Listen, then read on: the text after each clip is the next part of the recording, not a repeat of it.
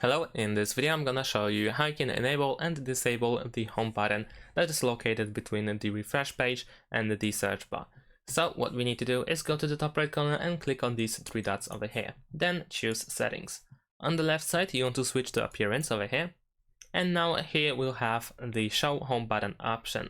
We can click on this slider in order to turn it on or off. And we can also decide what should be done when we click on the home button. As you can see, the home button is now over here. I'm gonna enable and disable this to show you where it is exactly.